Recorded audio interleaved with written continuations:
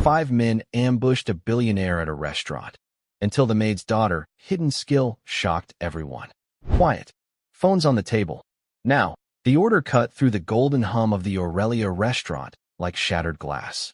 5 men in maintenance uniforms had just locked the doors of the most exclusive dining room in the city. At the corner booth sat Walter Harrington, billionaire and defense tycoon. "Do you have any idea who I am?" he barked, before a gun was pressed against his temple. But while fear spread like wildfire across the room, one teenager didn't flinch. She wasn't a mogul, a senator, or a celebrity. She was the maid's daughter, 15 years old, invisible, unimportant, or so everyone thought. This is the story of how Chloe Bennett turned a billionaire's ambush into something far more dangerous, and why it was only the beginning. Just before we dive in, let us know in the comments where you're watching from today. We love seeing how far these stories reach. And make sure you're subscribed so you don't miss tomorrow's special video. Now let's jump back in. Enjoy the story.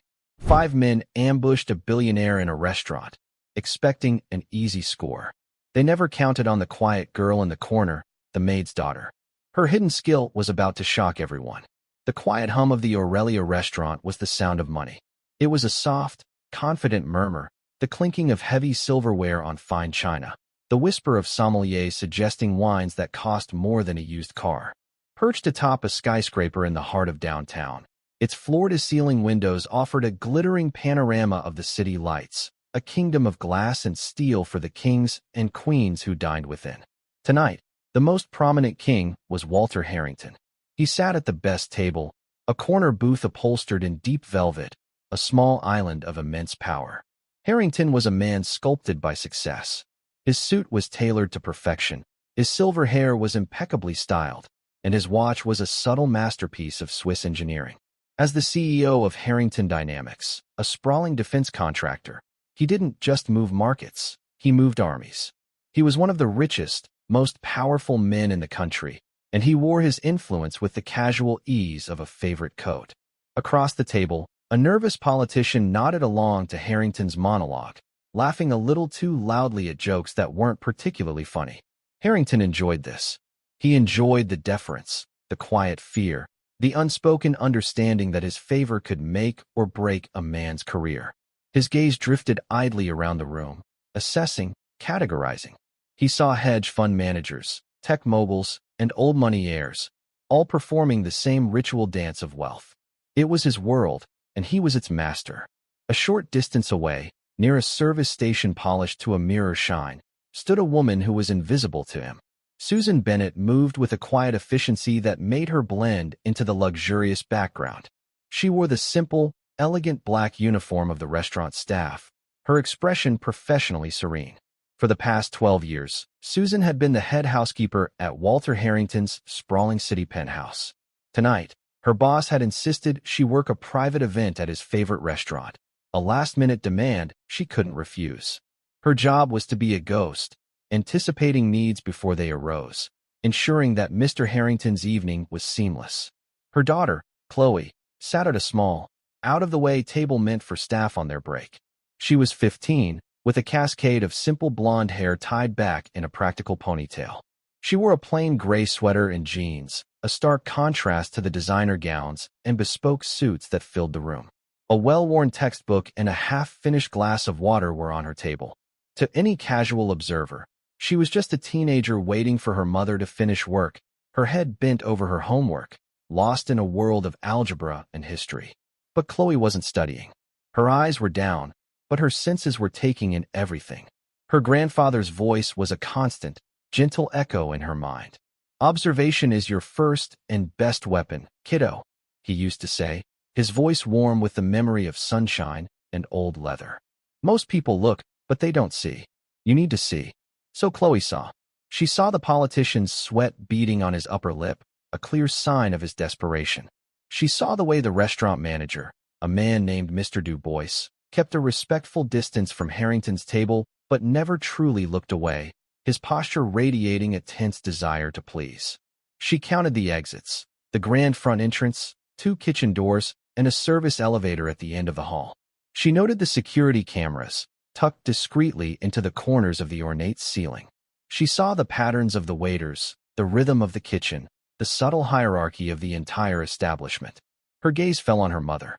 She saw the faint lines of fatigue around Susan's eyes, the slight stiffness in her back from hours on her feet. She saw the practiced, polite smile that never quite reached her eyes, the mask she wore to navigate a world that paid her to be unseen. A pang of love and anger went through Chloe. Her mother deserved so much more than this life of quiet servitude to men like Walter Harrington. Harrington gestured impatiently, and Susan glided to his table instantly. "More water, Mr. Harrington?" she asked, her voice soft and deferential. He didn't even look at her. "Yes. And tell Du Bois the air is stuffy. I'm paying for comfort, not a sauna." He dismissed her with a wave of his hand, turning back to his guest. Susan murmured, "Right away, sir," and retreated. Chloe's jaw tightened. She hated the way he treated her mother, like a piece of furniture that could talk. Her grandfather had taught her about men like Harrington. Arrogance is a fatal flaw, Chloe. A man who believes he's untouchable is a man who's already lost. He never checks his flanks. The thought brought a fresh wave of grief. General Michael Coleman, her grandfather, had been gone for 2 years now. A sudden, shocking heart attack, the doctors had said. It had felt wrong then, and it felt wrong now. He had been a pillar of strength, a mountain of integrity who had served his country for 40 years. He was the man who taught her how to read a map and the stars, how to tie 13 different kinds of knots, and how to spot a lie in a man's eyes. He had taught her strategy using a chessboard and self-defense in the grassy expanse of their backyard. He called it life skills. Her mother called it filling her head with nonsense. But for Chloe, it was his legacy. It was all she had left of him. Her thoughts were cut short by a sudden, jarring noise. The grand oak doors of the restaurant slammed shut with a heavy, final thud. A thick metal lock clicked into place, the sound unnaturally loud in the hushed room. The gentle murmur of conversation died instantly. Heads turned. A nervous silence fell, thick and heavy with confusion. Then, a voice, rough and cold, sliced through the quiet. Nobody moved. Phones on the table. Now. 5 men stood by the entrance. They were dressed in the dark blue overalls of a city maintenance crew, but there were no tools in their hands. There were only guns. They were large, black, and utterly terrifying. The leader, a big man with a thick neck and a jagged scar that cut through his left eyebrow, pointed his weapon at the ceiling. His eyes, small and hard like pebbles, scanned the room full of millionaires. The elegant buzz of the Aurelia had just been replaced by the raw, brutal language of violence. The panic was instantaneous, a tidal wave of fear that swept through the dining room. A woman screamed, a short, sharp cry that was quickly stifled. The nervous politician at Harrington's table went pale, looking as if he might faint. The diners, moments ago the masters of their universe, were now just frightened people, their wealth and power utterly useless. Walter Harrington, however, reacted with fury, not fear. "Do you have any idea who I am?" he snarled, half rising from his seat. The leader of the robbers turned his cold eyes on him. He gave a cruel, humorless smile. "Yeah, you're our gold mine for the night. Sit down." Now, another of the men, lean and jumpy, moved quickly to Harrington's side, pressing the muzzle of his gun into the billionaire's temple. Harrington froze, his face a mask of shocked rage. He slowly, reluctantly, sank back into his chair. The robbers moved with practiced efficiency. 2 guarded the door, their guns sweeping across the room. The other 3 fanned out, one grabbing a velvet rope to herd the terrified patrons into the center of the room. The jumpy one stayed on Harrington, while the leader, Gus, strode toward the middle of the floor. "Like I said," Gus bellowed, his voice echoing in the terrified silence. "Phones on the table. Wallets. Jewelry. Put it all in the bag." He tossed a canvas duffel bag onto a nearby table. "And you," he said, pointing a thick finger at Harrington. "You're going to make a little phone call. A wire transfer. $50 million. You do that, and we all go home happy." Susan Bennett had flattened herself against the wall near the service station, her body trembling. Her eyes darted around, searching for Chloe. She saw her daughter, still sitting at the small table, seemingly frozen in place. A wave of pure terror washed over Susan. She had to get to her. She had to protect her. But Chloe wasn't frozen. While everyone else was consumed by fear, she was consumed by a chilling, absolute clarity. Her grandfather's training had taken over. The world had slowed down. The panic, the shouting, the fear, it all faded into background noise. Her mind was a calm, cold engine of calculation. 5 hostiles, she thought, her eyes flicking from man to man. Leader, let's call him Scarface. Jumpy, by Harrington. 2 on the door, let's call them left door and right door. 1 more, the collector, moving through the tables. She analyzed their positions, their weapons, their postures. They were amateurs. Cocky. They held their guns with confidence, but without discipline. Their formation was sloppy. They were focused on the money, on Harrington, and considered everyone else to be irrelevant. A critical mistake. Never underestimate your opponent, kiddo, the general's voice whispered in her memory. But always exploit it when they underestimate you. She was the maid's daughter, a 15-year-old girl in a cheap sweater. She was invisible, and in this room, invisible was the most dangerous thing she could be. Hey, you, the voice belonged to the collector. He had noticed her. He stomped over to her table, the duffel bag slung over his shoulder. What are you, deaf? Phone. Now, he snarled, gesturing at the table with his gun. Chloe slowly lifted her head. She looked at him, her expression not of fear, but of mild annoyance, as if he had interrupted her from a particularly difficult math problem. She met his eyes. There was no terror there, just a calm, unnerving stillness. I don't have a phone, she said, her voice even. The man scoffed. Every kid has a phone. Don't lie to me. He gestured again, more aggressively this time. Empty your pockets. Chloe stood up slowly, her movements deliberate. I have nothing for you. Her mother, Susan, saw the confrontation and a strangled cry escaped her lips. Chloe, no. Just do what he says. The collector's attention snapped to Susan. That your kid? Keep her quiet, or I'll do it for you. He turned back to Chloe, his face twisted in a sneer. You think you're tough? You think you're special? Chloe's eyes flickered for a fraction of a second. She looked past the robber, her gaze locking onto a heavy silver platter on a nearby serving cart. Then her eyes moved to the ornate, heavy-bottomed wine cooler standing next to it. Finally, she looked at the fire extinguisher mounted on the wall just inside the kitchen doors. A plan, clean and precise, formed in her mind. 3 targets of opportunity. 3 steps. Create a diversion. Neutralize the immediate threat. Secure an exit. No, Chloe replied, her voice still disarmingly calm. I just think my grandfather raised me better than to let a man with a gun push my mother around. The comment was so unexpected, so completely out of place, that the robber actually hesitated. In that moment of hesitation, Chloe moved. It wasn't a panicked rush. It was a fluid, economical motion, a dance of physics and leverage that her grandfather had drilled into her for years. She took 1 step to her left, grabbed the edge of the heavy linen tablecloth on the serving cart, and pulled. The cart's contents, the silver platter, glasses, a half-empty bottle of champagne, crashed to the floor with an explosive shatter of glass and metal. The noise was a thunderclap in the tense room. Every head, including those of the other 4 robbers, snapped toward the sound. The collector, startled, took an involuntary step back. It was all the opening Chloe needed. In the same fluid motion, she pivoted. Her right hand shot out, not to strike him, but to grab the handle of the heavy, ice-filled wine cooler. She didn't try to lift it. She used its weight as an anchor, swinging her body around it. Her right leg came up in a low, powerful arc, her worn sneaker connecting squarely with the back of the robber's knee. His leg buckled with a sickening pop. He grunted in pain and surprise, his balance gone. As he stumbled forward, Chloe was already moving again. She used his own momentum against him, her shoulder dipping as she stepped into his path. She wasn't big, but she was fast, and she knew exactly where to apply pressure. She slammed her body into his, driving him face first into the wall right next to the kitchen doors. His head hit the plaster with a dull thud. His gun clattered to the marble floor.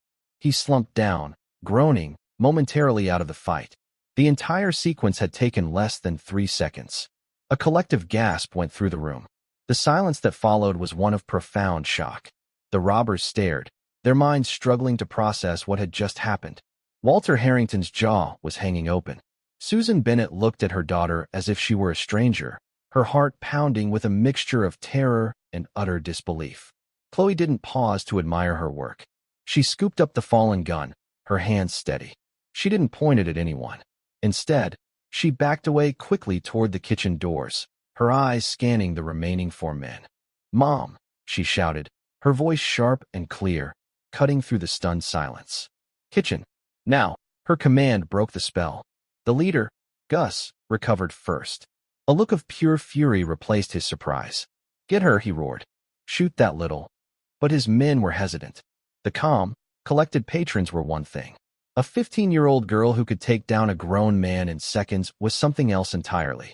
It was a variable they hadn't planned for. Left door and right door raised their weapons, but they had no clear shot. Chloe was already pushing through the swinging kitchen doors. Jumpy, still standing over Harrington, swiveled his gun toward the kitchen, but he couldn't fire without hitting other people. The diversion had worked perfectly.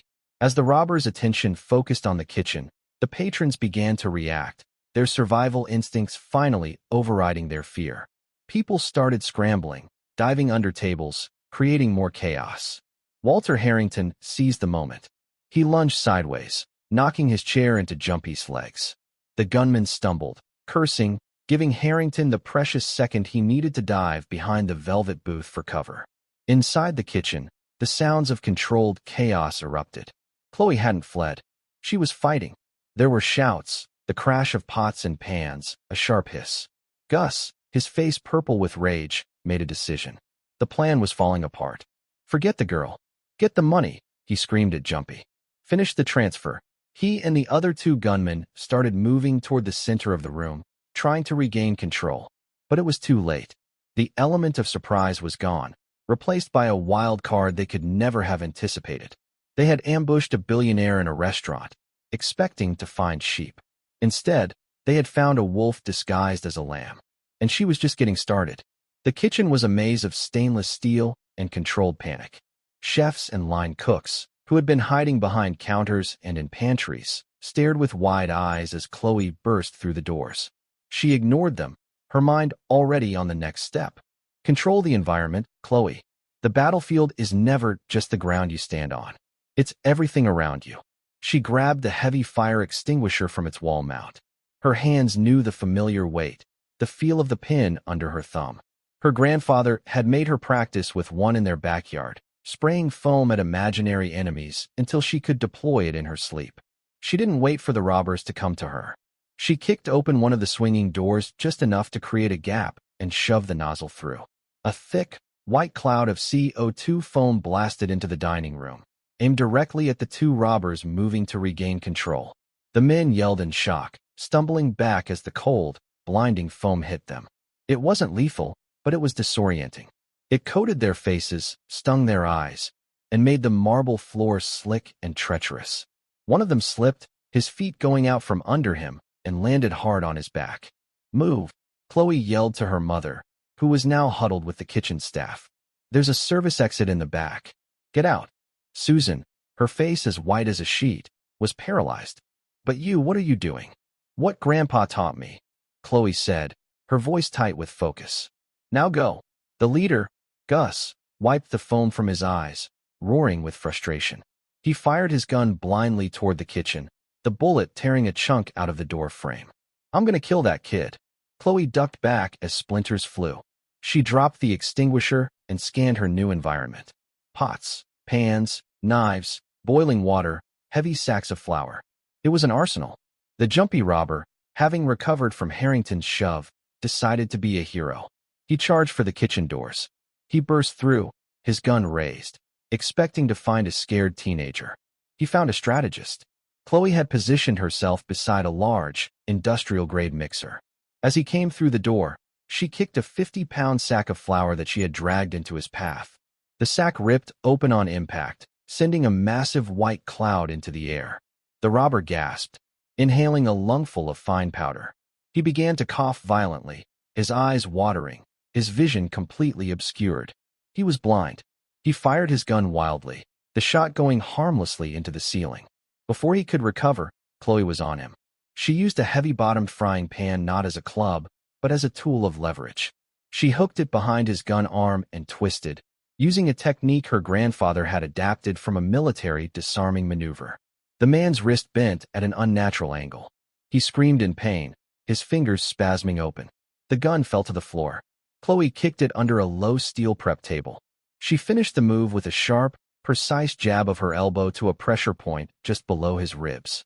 The air rushed out of his lungs, and he collapsed to his knees, gasping and choking. 2 down, 3 to go.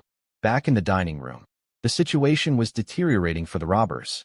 The foam had created chaos. The other patrons, emboldened by the robbers' confusion, were no longer passive victims. Some were running for the main doors, creating a human barrier. Mr. Du Bois, the manager, had managed to crawl to a service phone and was frantically whispering to the police.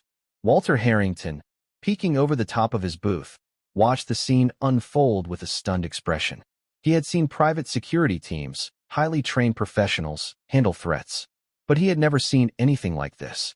A child, the daughter of his housekeeper, was systematically dismantling a team of armed men with nothing but her wits and her environment. Gus saw his plan evaporating. The money was gone. The only thing left was anger. He looked at the 2 remaining members of his team. Forget the money. We're not leaving empty-handed. His wild eyes landed on Susan Bennett, who was still frozen near the edge of the kitchen, torn between escaping and staying for her daughter. Grab the woman. The move was born of desperation, but it was the one thing Chloe hadn't fully anticipated. One of the robbers, the one who had slipped on the foam, scrambled to his feet and lunged for Susan. No! Chloe screamed, her icy calm finally cracking. She ran from the kitchen, back into the main dining area. She was too far away. The man grabbed Susan, pulling her back and using her as a human shield. He pressed his gun to her mother's head. That's enough, kid, Gus shouted, a triumphant, ugly sneer spreading across his face. You stop right now, or Mommy gets it. Drop the gun you picked up. Kick it over here. Chloe stood in the middle of the dining room, the robber's heavy pistol still in her hand. Her eyes were locked on her mother.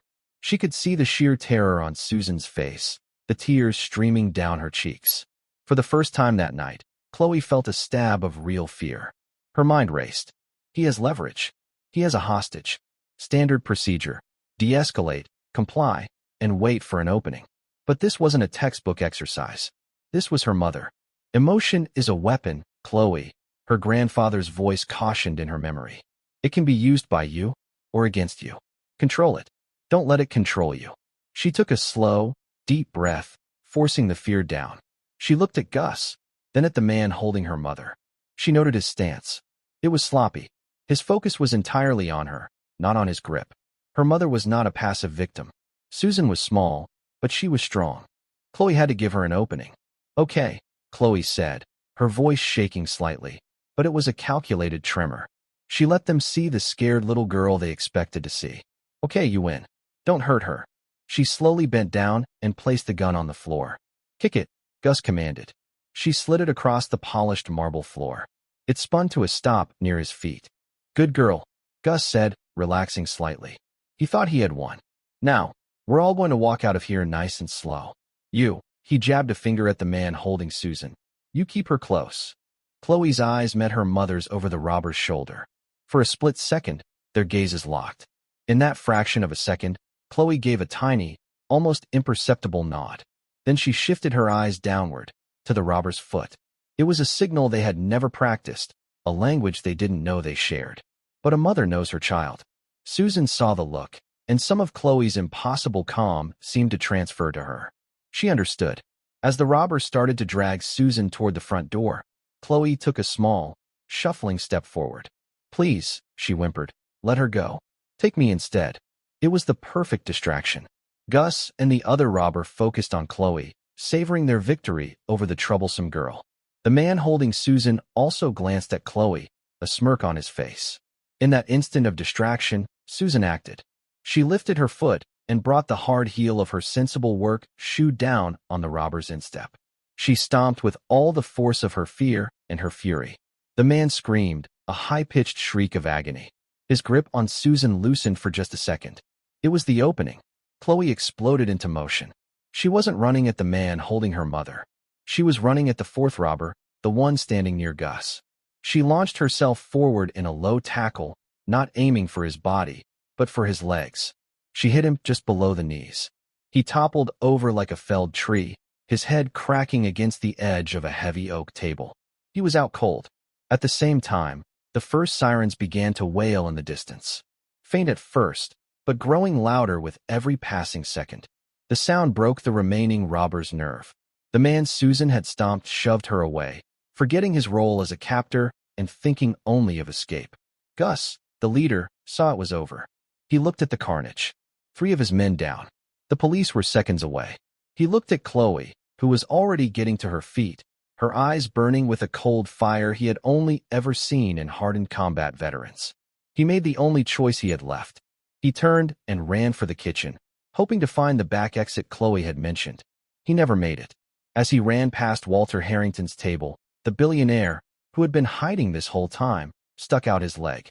It was a clumsy, desperate move, but it was enough. Gus tripped, sprawling forward onto the floor. Before he could get up, Chloe was there. She didn't have a weapon. She didn't need one. She simply stood over him, her small frame casting a long shadow in the dim, chaotic light of the restaurant. The sirens were deafening now. Red and blue lights flashed through the tall windows, painting the scene in strobing colors. The front doors burst open, and heavily armed police officers swarmed in, shouting commands. The siege of the Aurelia was over. In the stunned silence that followed, as police handcuffed the groaning robbers and paramedics attended to the injured, everyone's eyes were on Chloe. She stood there, breathing heavily, her blonde ponytail slightly askew. She looked around the wrecked dining room, at the terrified faces of the city's elite, at the downed criminals, and finally, at her mother. Susan ran to her, wrapping her arms around her daughter, sobbing with relief and confusion. "Chloe, how did you do that?" Chloe leaned into her mother's embrace, the adrenaline finally beginning to fade, leaving a deep, bone-weary exhaustion in its place. "Grandpa," she whispered, her voice muffled in her mother's shoulder. "Grandpa taught me." Across the room, Walter Harrington was being helped to his feet by an officer.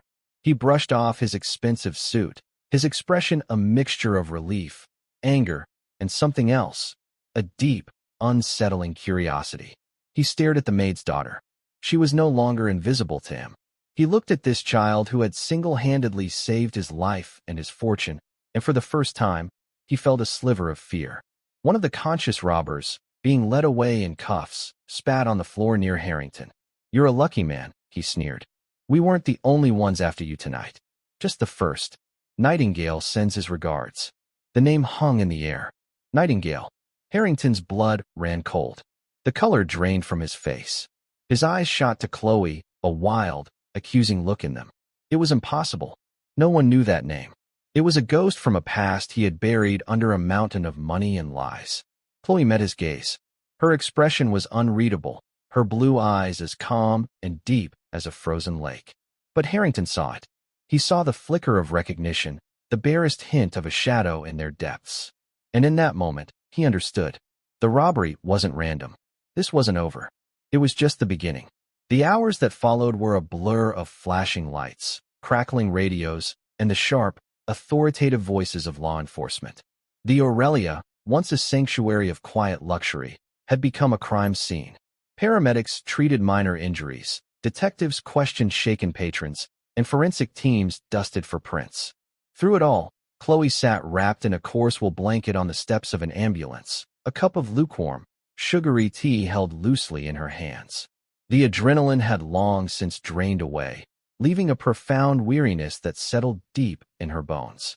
She watched the organized chaos with the detached calm of a spectator. She answered the questions of a kind-faced but perceptive detective named Miller, her answers simple, direct, and carefully edited. "I just got lucky," she said, keeping her gaze fixed on her worn sneakers. "The guy who grabbed me wasn't paying attention. I pulled a tablecloth. He slipped." "And the man in the kitchen?" Detective Miller asked, his pen poised over his notepad. "The kitchen staff said you took him down with a sack of flour and a frying pan. That's a little more than lucky, wouldn't you say?" Chloe shrugged, making the blanket bunch up around her shoulders. "He couldn't see. I just pushed him. He fell." Miller studied her for a long moment. He'd been a cop for 20 years. He knew when a story was too neat, too clean. But the facts were undeniable. The girl had neutralized 2 armed men and created the opening that stopped the robbery. "Your grandfather taught you how to defend yourself?" "He taught me to pay attention." Chloe corrected softly. He said most trouble can be avoided if you just see it coming. It was the truth, just not the whole truth. A few feet away, her mother, Susan, was giving her own statement, her voice still trembling. Her eyes kept darting toward Chloe, filled with a bewildered mix of pride, fear, and a dawning, unsettling understanding that the child she had raised was a stranger to her. The quiet, bookish girl who did her homework and helped with the laundry had vanished, replaced by someone with the reflexes of a soldier and the eyes of a hawk. The true storm, however, was centered around Walter Harrington. He stood apart from the other patrons, flanked by two stone-faced men in dark suits who must have been his private security. He wasn't talking to the police. He was talking into his phone, his voice a low, urgent snarl. Detective Miller approached him, but Harrington waved him away with an imperious gesture. "This is now a matter of corporate security," Harrington stated, his voice like ice. "My people will handle the internal investigation. Your department can handle the street trash." He ended his call, and his eyes, cold and flinty, found Chloe. He stared at her, not with gratitude, but with a palpable, unnerving intensity. It was the look of a man who has just seen a ghost. The name the robber had spoken, Nightingale, had not been mentioned to the police. It was a secret that now hung in the air between the billionaire and the maid's daughter, a shared poison that changed everything. Eventually, the chaos subsided. The patrons were allowed to leave, scurrying away into the night, their brush with mortality already being spun into a thrilling story for their friends. The robbers, both the conscious and the unconscious, were taken away in police vans. Harrington's driver pulled a sleek, black sedan to the curb. One of his security men opened the rear door. "Susan," Harrington called out, his voice leaving no room for argument. "Get your daughter. We're leaving." The ride to Harrington's penthouse was a study in suffocating silence. The car moved like a phantom through the sleeping city, the streetlights tracing silent patterns across the faces of its three occupants. Susan sat huddled against her door, stealing worried glances at Chloe. Harrington sat opposite them, his hands clasped on his knee, his gaze fixed intently on the girl. Chloe simply stared out the window, watching the city slide by. She felt his eyes on her, dissecting her, trying to solve the puzzle she presented. She knew what he was thinking. "Who are you? How do you know that name?" "I don't," she thought, "but I'm going to find out." When they arrived at the penthouse, a sprawling palace of glass and marble perched atop the city, the familiar space felt alien. The air was thick with unspoken questions. Harrington dismissed his security detail with a nod. "Susan," he said, turning to her, "go and get some rest. We'll talk in the morning." It was a command, not a suggestion. Susan hesitated, looking at her daughter. "Chloe, I'm fine, Mom," Chloe said, giving her a small, reassuring smile that didn't reach her eyes. "I'm just tired." Reluctantly, Susan retreated to the small staff quarters tucked away in a service wing of the massive apartment. The heavy door clicked shut, leaving Chloe alone with the billionaire. Harrington walked over to a vast window that overlooked the glittering city. For a long time, he said nothing, his back to her. "Your grandfather," he said finally, his voice low and strained. "General Michael Coleman. A great man. A patriot." "Yes, sir," Chloe said. He turned to face her. The polite mask of the powerful CEO was gone. In its place was a raw, naked fear. "He never mentioned a project he and I worked on. Years ago. Code name, Nightingale." Chloe kept her expression neutral, her heart beating a slow, steady rhythm. "No, sir. He didn't talk much about his work. He said it was classified." Harrington's eyes narrowed. He was searching for any flicker of deception, any hint that she was lying. "The man in the restaurant. He said Nightingale sent his regards." "What did that mean to you?" "It meant he was trying to scare you," Chloe answered simply. It worked. The bluntness of her statement seemed to knock the air out of him. He stared at her, this small, unassuming girl in a cheap sweater who spoke with the unnerving confidence of an equal. "Your grandfather, his death," Harrington said, the words tasting like ash in his mouth. "A heart attack," they said. He was in perfect health. A cold dread, a suspicion she had buried for 2 years, began to surface in Chloe's mind. "What are you saying?" "I'm saying," Harrington leaned forward, his voice barely a whisper, "that I don't believe in coincidences. And I don't believe your grandfather's death was natural. Not anymore." The words hit Chloe with the force of a physical blow. The room seemed to tilt. Her grandfather, her hero, the strongest man she had ever known, murdered? The idea was monstrous, unthinkable. Yet, as soon as Harrington said it, a dark part of her mind knew it was true. It explained the nagging wrongness of it all, the feeling that a piece of the puzzle had always been missing. Why? Chloe asked, her voice small and tight. Who would kill him? Someone who wanted Nightingale to stay buried, Harrington said, his gaze distant, lost in a dark memory. It was a deniable ops program. Off the books. We were tasked with neutralizing threats to national security, foreign and domestic. The general was the strategist. I provided the funding and the technology through my company. He began to pace, his agitation growing. We did things that had to be done, but things that could never see the light of day. We made enemies, powerful enemies. When the oversight committee got wind of it, we were ordered to shut it down. Erase everything. We buried it, Chloe. Or so we thought. He stopped and looked at her, his expression grim. Someone knows. They know what we did. And they're coming for me. That robbery tonight, it wasn't about the money. It was a message, a declaration of war. And they used that name to let me know that they know everything. Chloe felt the world shifting under her feet. Her entire life, the stories her grandfather told, the games he taught her, it was all being recast in a new, terrifying light. He wasn't just a retired soldier. He was a spy master. And the skills he had passed on to her were not for self-defense. They were for survival in a world of shadows she never knew existed. Why are you telling me this? She asked, her voice regaining its strength. Harrington gave a short, bitter laugh. Because your grandfather was the most brilliant, dangerous man I ever knew. And tonight I saw his ghost. I saw it in you. He walked over to a sleek, minimalist desk and pressed a hidden button. A panel on the wall slid open, revealing a high-tech security console. He typed in a long code, then pressed his thumb to a biometric scanner. With a soft hiss, another, smaller panel opened, this one revealing a safe. From it, he pulled out a slim, black laptop.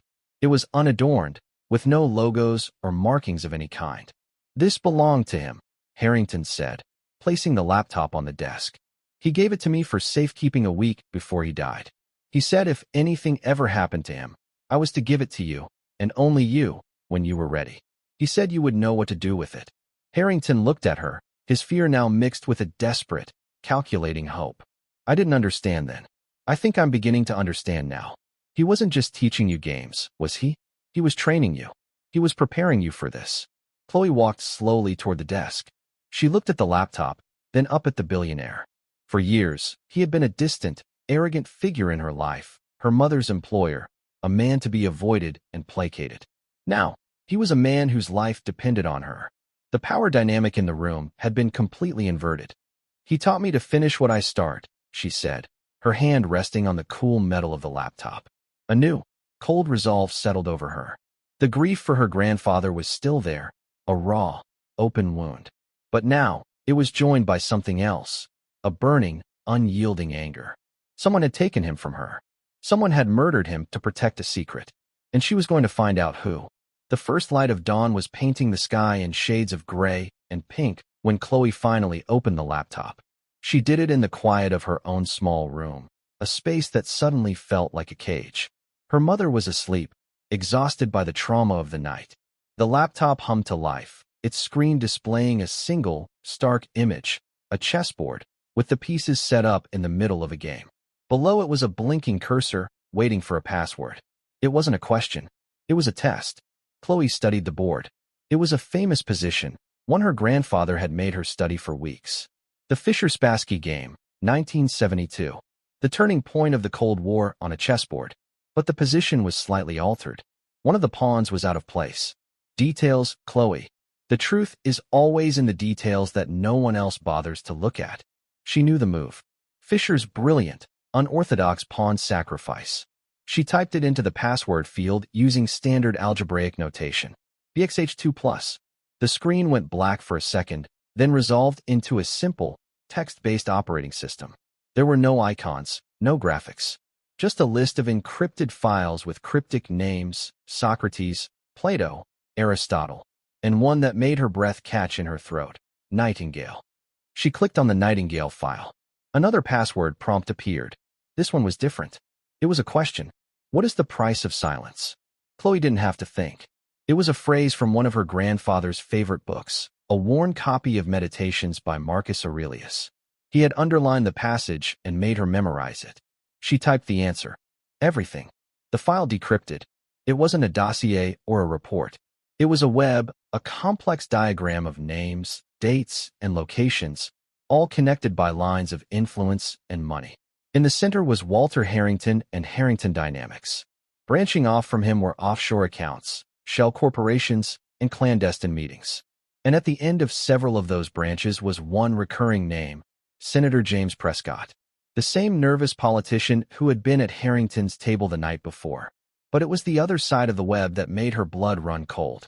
Another central node, labeled Nightingale, was connected not to corporations, but to a series of dates. Each date corresponded to a high-profile, unsolved accident or disappearance over the past 15 years. A journalist investigating military contracts who died in a car crash. A whistleblower at a rival tech firm who vanished while hiking. A foreign diplomat who suffered a sudden, fatal aneurysm.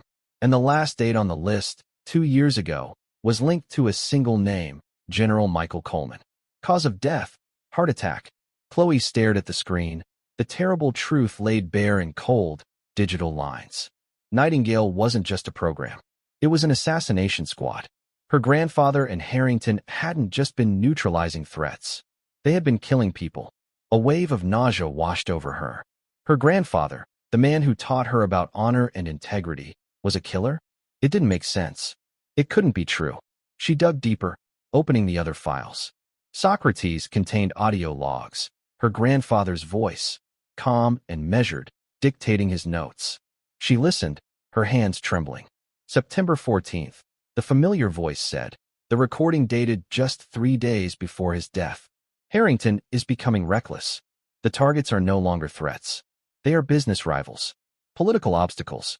He's twisting Nightingale's purpose, using it to build his own empire. Prescott is in his pocket. He's feeding him classified intelligence in exchange for political favors and defense contracts. This was not the mission. This is corruption. This is murder for profit. I have to shut him down.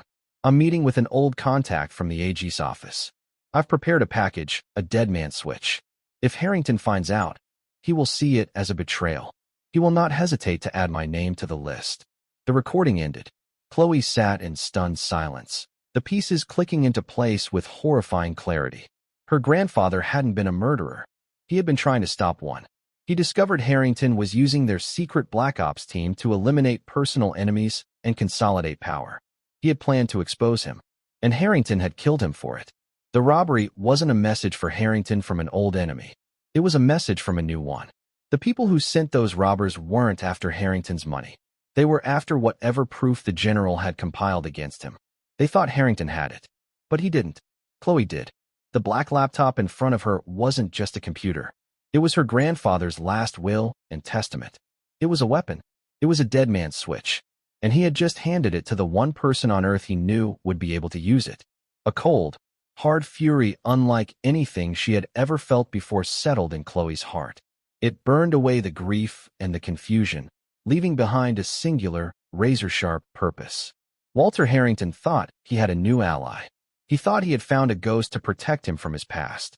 He was wrong. He had just armed the one person who had the means, the motive, and the skill to bring his entire world crashing down. He thought the girl he was looking at was her grandfather's ghost. He was wrong. She was his judgment. The hum of the penthouse's climate control system was the only sound in the pre-dawn stillness. It was a sterile, soulless sound, the breathing of a gilded cage. Chloe sat on the edge of her narrow bed, the laptop screen casting a cold blue light on her face. The truth of her grandfather's life and death was a physical weight, pressing down on her, stealing the air from her lungs. He wasn't a murderer. He was a man who had made a deal with the devil, believing he could control the flames for a greater good. But the devil, Walter Harrington, had turned the fire on him. The rage that had solidified in her heart now cooled into something harder, denser, and far more dangerous. Purpose. Grief was a fog. Purpose was a compass. Her path was no longer about mourning what she had lost. It was about avenging it. She couldn't confront Harrington. Not yet. He was a king in his castle, surrounded by walls of money and influence. A direct accusation would be her last mistake. He would silence her as he had silenced her grandfather. Never fight your enemy on his terms. The general's voice echoed in her memory, a lesson from a long-ago chess game. Change the battlefield. Make him come to you. The laptop was the new battlefield. Her grandfather had left her an armory of information. She spent the next 2 hours devouring it, her mind absorbing the complex network of shell corporations, illegal arms deals, and political bribery. Senator Prescott was the key. He sat on the Senate Armed Services Committee, the very committee that approved Harrington Dynamics' multi-billion-dollar contracts. Her grandfather's logs detailed dozens of secret payments to offshore accounts held by the senator. The picture was simple and ugly. Harrington bought the politician, and the politician made him rich. Her strategy began to form, a 3-phase operation taking shape in her mind, just as the general had taught her. Phase 1, reconnaissance.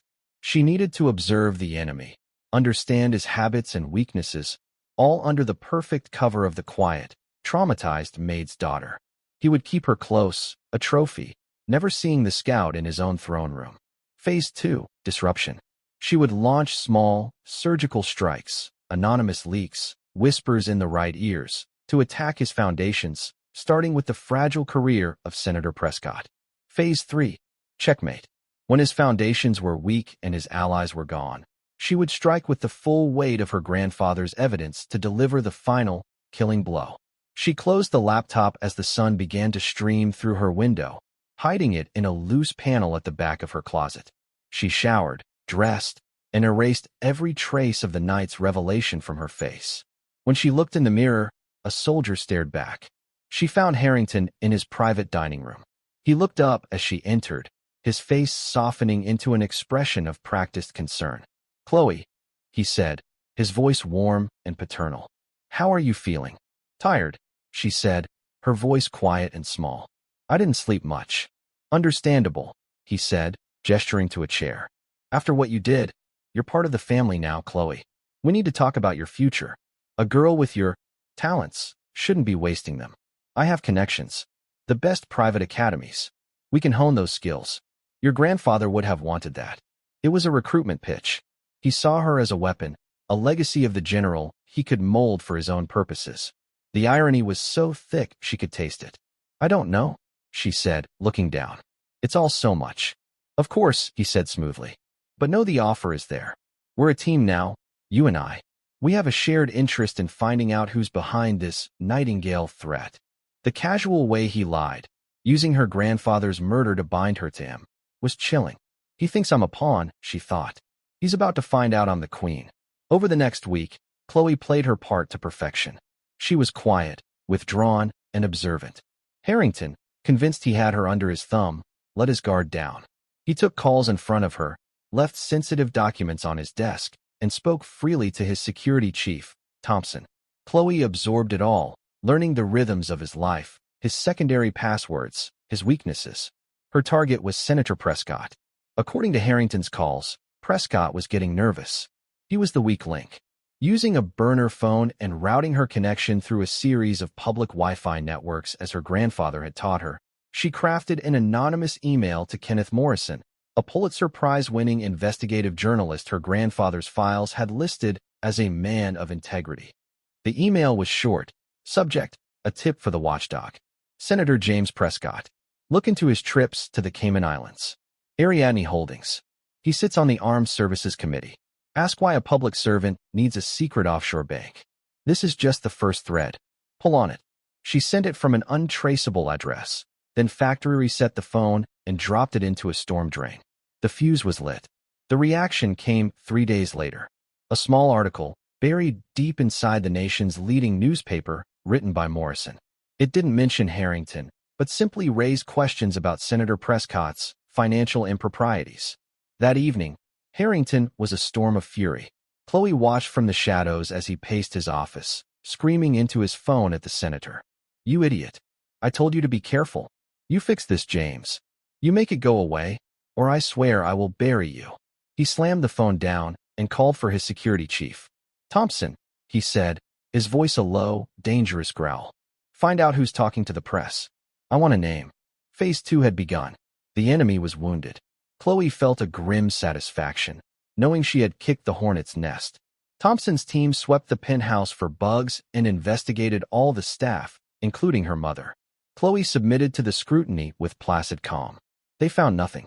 But the pressure on Senator Prescott was mounting as Morrison published a series of follow-up stories, each more prominent than the last. He had found the money trail. One evening, Harrington received a call that made his face go pale. He listened, then said, "Stay where you are. Don't talk to anyone. I'm on my way." He turned to Thompson. "The senator is about to break. He's threatening to go to the DOJ. We can't let that happen. Get the car." He swept out of the room, his attention completely focused on plugging the leak. This was her chance. With Harrington and his security chief gone, the penthouse was on lower alert. Chloe went to her room and retrieved the laptop. She had more than just breadcrumbs on Prescott. She had everything. Flight manifests, encrypted emails, and audio files of Harrington giving the senator direct orders. She compiled the most damning evidence into a single file and created another anonymous email. This time, the recipients were not just Morrison, but also the heads of the Senate Ethics Committee and the Attorney General herself. Subject: The Nightingale Sings. Attached is conclusive proof of bribery and conspiracy committed by Senator James Prescott and Walter Harrington. The file contains authenticated documents, emails, and audio recordings. Senator Prescott is a paid asset of a corrupt corporation. Do your duty. She hit send. The arrow was loosed, aimed at the heart of an empire.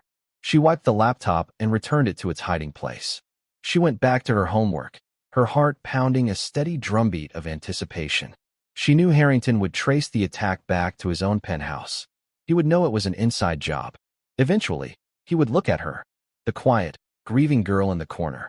Let him come. Her grandfather had taught her that sometimes you must sacrifice a pawn to trap a king. Harrington thought she was his pawn. He was about to find out she was the player on the other side of the board. The digital world moves at the speed of light, and Chloe's email was a lightning strike.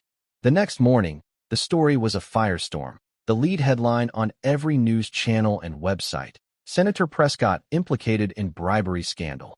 Harrington dynamics at center of probe. The irrefutable proof she had provided, especially the audio clips of Harrington commanding the senator, fueled the inferno. Cornered by the public evidence, the Department of Justice announced a formal investigation. Senator Prescott's career evaporated in hours. Stripped of his committees and abandoned by his party, he resigned by evening. From the quiet of the penthouse, Chloe watched the first pillar of Harrington's empire turn to dust. His company's stock cratered. Allies who once flocked to him now scrambled to denounce him. Harrington finally returned late the next night. He strode into the living area where Chloe sat reading, deliberately waiting. He looked like a man hollowed out by disaster, his face a haggard mask of fury. His eyes, burning with paranoia, swept the room and landed on her. The quiet girl. The ghost of the general. He dismissed his security chief, Thompson, with a flick of his wrist.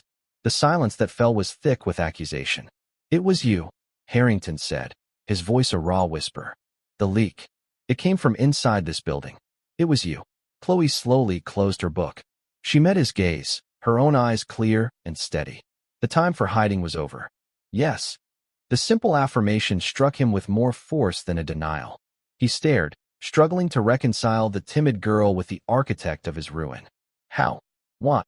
"You have my grandfather's laptop," Chloe said, her voice even. "The one you gave me." Harrington's face went white. "Impossible. The files were locked. Michael's encryption was military grade. He gave me the keys," Chloe said. "A long time ago. He called them games. Chess moves. Lines from old books. He was preparing me, not to help you, but to stop you." The truth finally dawned on Harrington. He hadn't been betrayed by a new enemy. He had been outmaneuvered by an old one from beyond the grave. "He was going to expose you," Chloe continued, her voice gaining a cold, hard edge as she stood. "He knew you were using Nightingale to kill your rivals. He was going to turn you in. So you killed him." "No," Harrington sputtered, taking a step back. "He was a threat. He was going to expose a program that kept this country safe. He was a threat to your bank account, Chloe shot back, her anger finally surfacing. He was my grandfather, and you took him from me. Desperate, Harrington lunged for the phone. Thompson, get in here. He never finished. The front door burst open, revealing not Thompson, but Detective Miller and a team of FBI agents, guns drawn. Walter Harrington, Miller's voice boomed. You're under arrest for conspiracy, fraud, and suspicion of murder. Harrington froze. He looked from the agents to Chloe, his face a mask of utter defeat. He saw it all. She hadn't just leaked financial data. She had sent them everything. The Nightingale file. The proof linking him to her grandfather's murder. As they cuffed him, his eyes met Chloe's one last time. He saw no triumph, only the stark, quiet face of justice.